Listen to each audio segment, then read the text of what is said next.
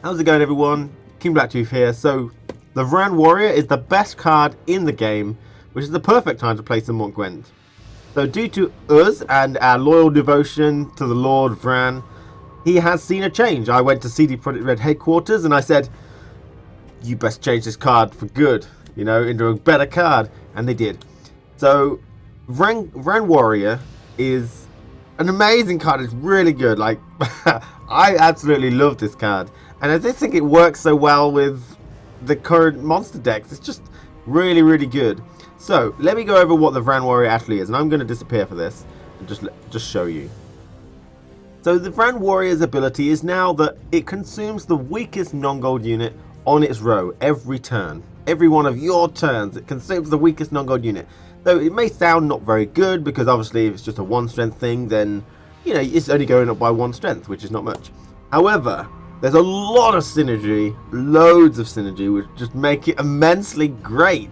Vran Warrior is so good right now. So, one thing to note, it's agile.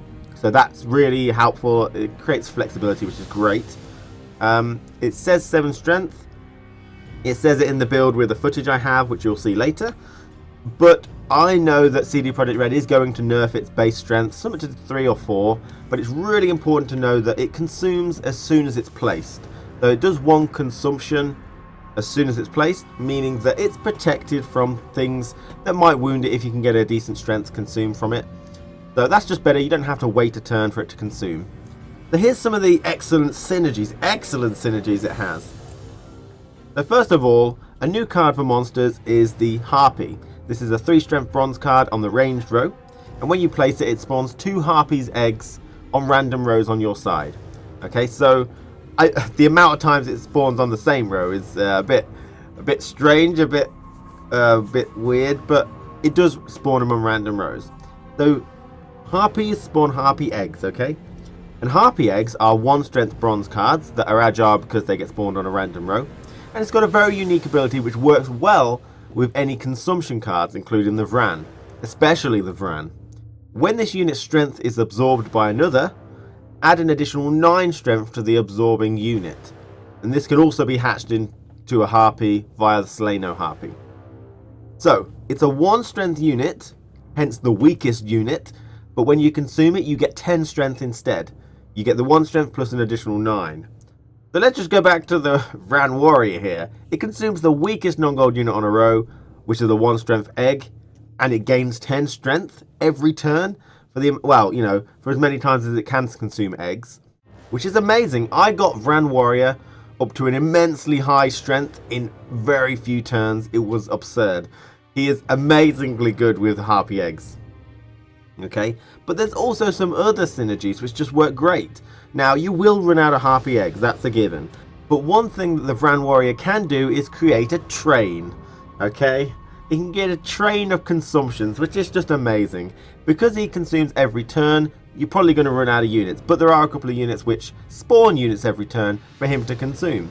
So the Fire Elemental is 5 strength, spawns a 1 strength lesser Fire Elemental every turn. And the Vran Warrior consumes that lesser Fire Elemental every turn.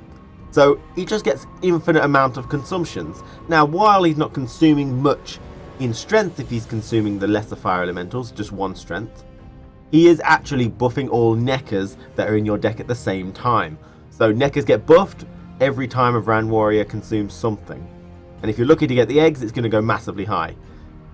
Not only that, you've got the Arrakis Behemoth, massively good synergy there. Arrakis Behemoth, anytime anything is consumed, it spawns an Arrakis on the range row. So if you place the Arrakis Behemoth down first, and then Vran Warrior on the range row, you'll consume something, which will spawn an Arrakis, which the Vran Warrior will consume, which will spawn an Arrakis, which the Vran Warrior will consume, which will spawn an... And it just goes on. There's so many synergies with Vran Warrior. It's so good. I just can't emphasize just how good this card is. It really is amazingly good card. So it just works so good, and Harpy eggs are just amazing. So I've got some gameplay footage where you can see our Lord and Savior Vran Warrior really coming into his own. Thanks for watching, everyone, and all praise Lord Vran. I'll see you again very soon. So we're jumping in the middle of this game. I've built a rough monster consume deck around Vran Warrior, Harpy eggs, and stuff like that, just to show it off while I was at CD Projekt Red, and to really just kind of see just how good I could make it. I think this video is an excellent example of just how good the Vran Warrior and the synergies in general of the monster consumes are. Okay, so old Spear Tip is there. It's a complicated card. We're not really going to see maximum synergies from this guy. But here comes the Vran Warrior.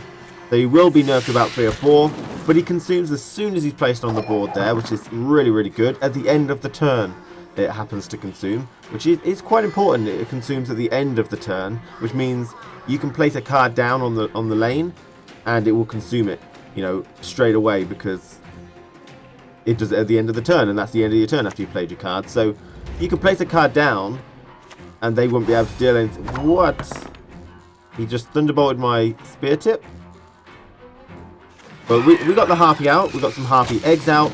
End of turn, the Vran Warrior consumes it. He got 10 strength for it because it adds an additional 9, even though the tooltip says 8. I think that's going to be nerfed down to 6 in the future. So you're not going to get as much, because I think that is really, really strong. But you can see the Vran Warrior is already formidable. After what, just 2 turns, he's already like 20 strength-ish, which is crazy. But he's got a long way to go yet. He's so good at the moment. So we've got a long way to go.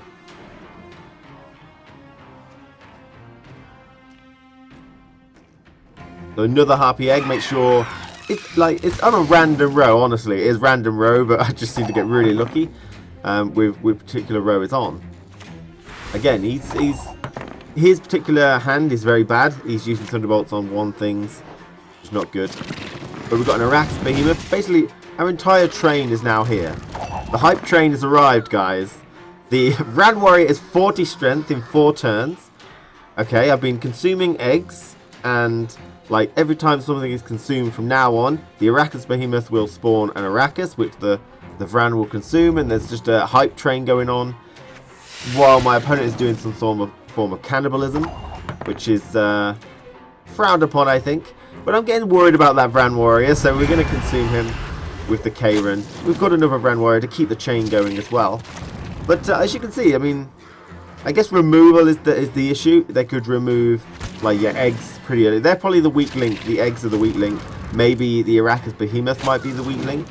I think the Vran is fine if you can consume something reasonable. Because it's 3 or 4 base strength now, the Vran Warrior. It does consume instantly, but if you only consume something of 1 strength, then he is still vulnerable to a lot of things. So a lot of suboptimal plays, because he had a very bad hand, my opponent. But we can keep this going if we wish. Now, bear in mind, every time the Vran was consuming, every time like this Ekimara is consuming, Nekkers get buffed. You're not going to see the Nekkers here, unfortunately, but that is definitely an option. And the Ekimara is really good now because it's agile. And I really like that change. It's very simple, but it means he can move the strength around the board. So if you think they've got a fog, I'm very heavy on the range row, so I'm moving strength around the board with the Ekimara. Now, I do have a Commander's Horn, which I guess would benefit me stacking up on 1 row, but I don't really feel like I'm comfortable with that, because I haven't got any clear skies. I do have 1, I guess, with Dagon, but he played Dudu, and I think Dudu's going to be really good to copy the strength of another non-gold card now. But he copied a 1 strength unit. He copied the egg, which obviously set alarm bells going off here. Something weird is going on. I'm beating him by a tremendous amount, absolutely insane amount of points here, difference. So I'm actually going to predict the card that he's going to play is Becca's Twisted Mirror.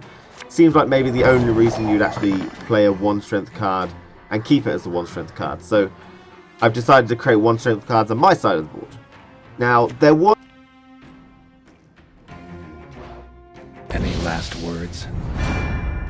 So Geralt Igni has saw a slight nerf in strength. He's 4 strength, which is relatively weak. He can do a big swing, and I'm hoping the meta is going more to buff, so he will be more useful in the future. But again, I'm going to utilize the Ekimara's agile ability to move strength around the board, get things out of the weather, and remove and put strength in other lanes. Now, obviously, everything I consume here will just be 1 strength, apart from the egg, so that's the obvious choice. I will get 10 strength for that. So in some way the eggs are immune to weather, which is really cool.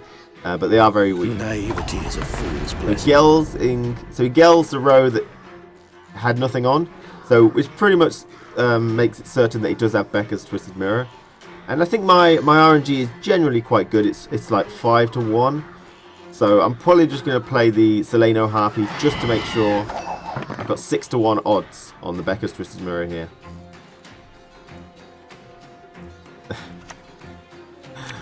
Well, of course. Well, of course he gets it. Of course he does. So he was able to steal it, and apparently, you know, I lost anyway. Now, there was a misplay there, and you're going to see me use Commander's Horn here onto the ranged row. Okay. Now, if you have a look at the board, you can actually see Commander's Horn can be placed on any row now. So I could have Commander's Horned his Doo-Doo, 1 strength Doo-Doo, so that Becca's Twisted Mirror was guaranteed to come onto me. But this is a new change, and I wasn't really kind of aware of it while I was playing. That Commander's Horn can be used against the opponent now, which means, you know, a bit of extra flexibility. You don't want to do it very often, but things like Villain Tretimurf, scenarios like that will be an excellent solution to Becca's Twisted Mirror. And Commander's Horn has changed as well. You saw me use it on a row with a lot of units rather than the row which had the highest strength unit. So I had a 16 strength Ekimara. That would double to double 16. But I had 7 strength on the range row, but I had a lot more units. Well, Commander's Horn now does 5 strength to all units. Adds 5 strength to all units. It doesn't double, so it was actually a lot more worthwhile doing it on a row that had a lot of units rather than the one with the most strength. So thank you for watching, guys. That was a quick, short video just on how impressive the Vran Warrior can be. I think you'll agree it's quite strong. I'd love to experiment with different kind of decks. I had no Neckers there, for example. But I think it will be quite good. So thank you for watching, guys. And I'll see you again very soon.